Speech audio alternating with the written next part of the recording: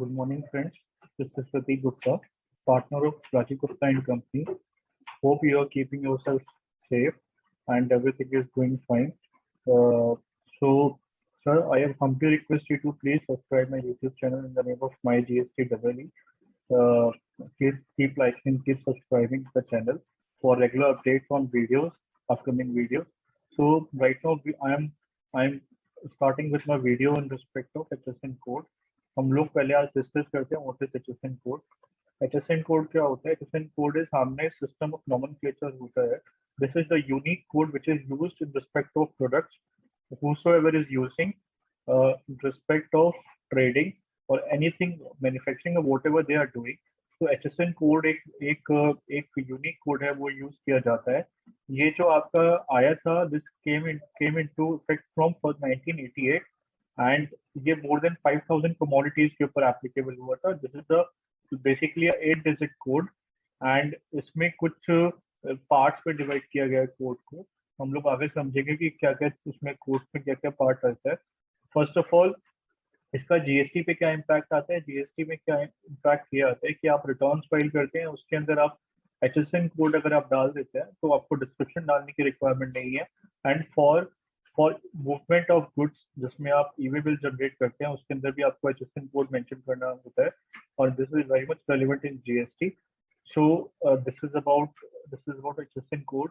And secondly, HSN code is used by more than 200 countries. And what was the reason is economic classification, uniform classification based for their custom tariff. And at the time of filing of bill of entry, you have to mention the HSN code and collection of international trade statistics. This is also one of the reason for implementation of HSN code. And next उसके बाद जो था आपका India में कब implement हुआ है? India में 1971 के बाद इम्प्लीमेंट हुआ है, जब इंडिया मेंबर बन गया था वर्ल्ड कस्टम ऑर्गेनाइजेशन का. And originally it is a 6 digit code.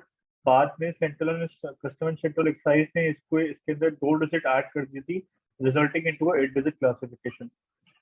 So I think hope you understand the HSN code, about the HSN code. Next, we are discussing about the examples, how this is going to be implemented and how this is going to be classified.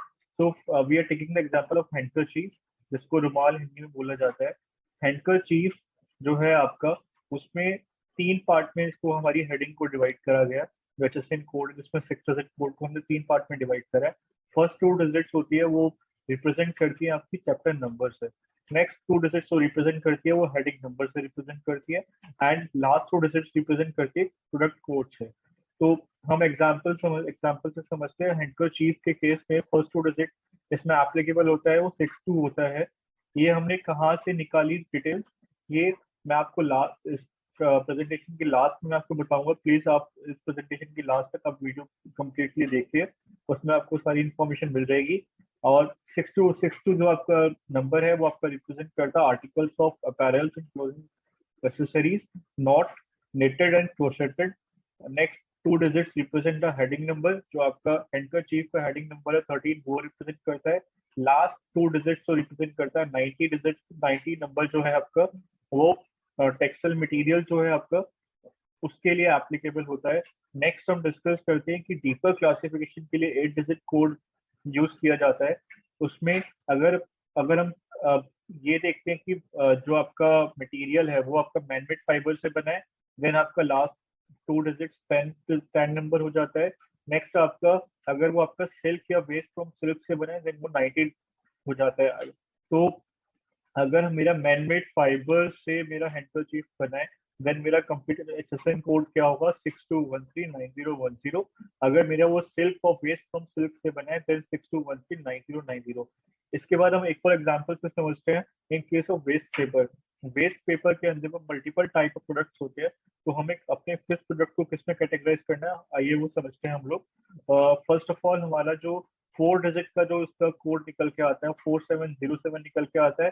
47 code जो आपका chapter heading हो गया. 07 जो होता है आपका वो waste paper के रिगार्डिंग होता है. अब उसके बाद 6 डिजिट में अगर हमें कन्वर्ट करना है उसको, तो 6 डिजिट के अंदर हमारा 4 कैटेगरीज में डिवाइड करा है. एक आपका कोड है 470790. सेकेंड है 470730. थर्ड है 470720. फिर फोर्थ है आपका 470710.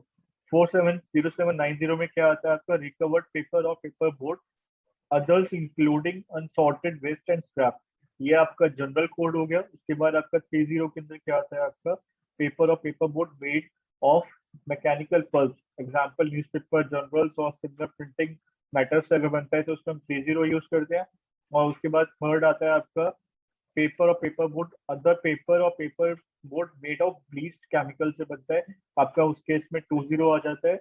और आपका अनब्लीच्ड क्राफ्ट पेपर और पेपर बोर्ड और कोरोगेटेड पेपर और पेपर बोर्ड से अगर बनता है तो उसमें 10 आ जाता है। तो ये आपका 6 डिजिट हो जाता है। 6 डिजिट के बाद आपका लास्ट के 2 डिजिट जो है वो एप्लीकेबल हो जाता है, whatever the case may be. So this is all about waste paper का आपका जो कोड है वो।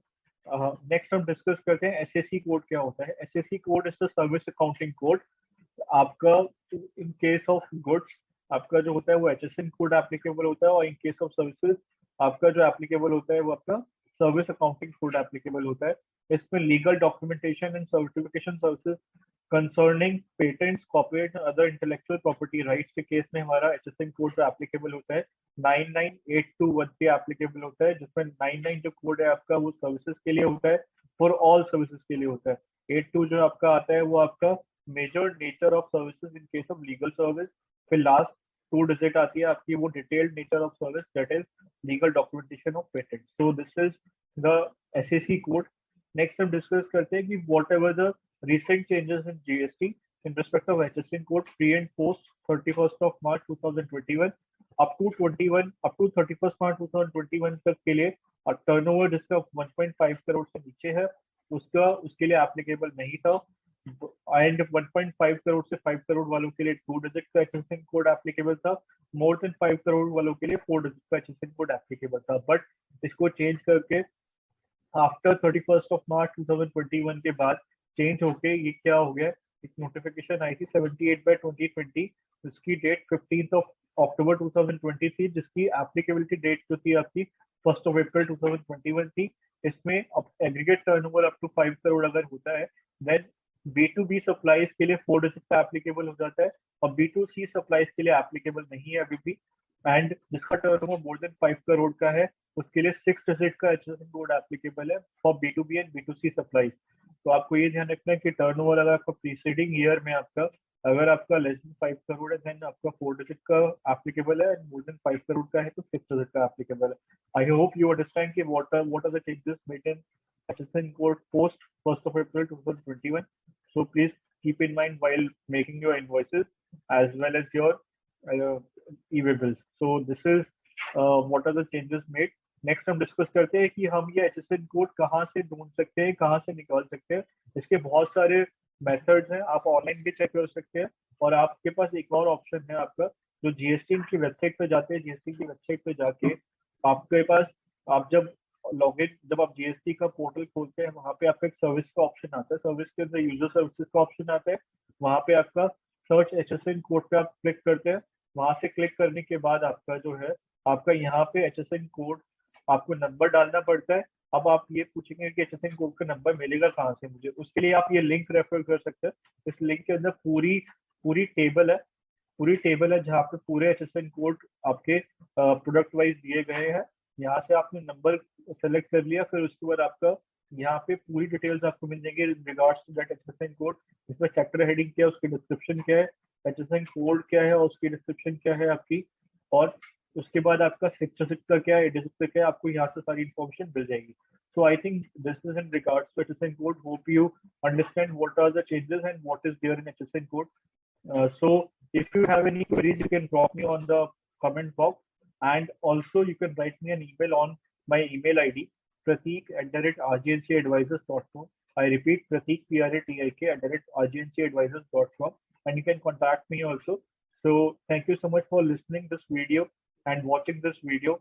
Hope you like the video, and please subscribe the YouTube channel as well as the share your valuable feedback. And this presentation will be available on the last of the video. You can see the video till the last, and you can take the video from the link given in the chat box. Thank you so much for viewing this video. Thank you so much.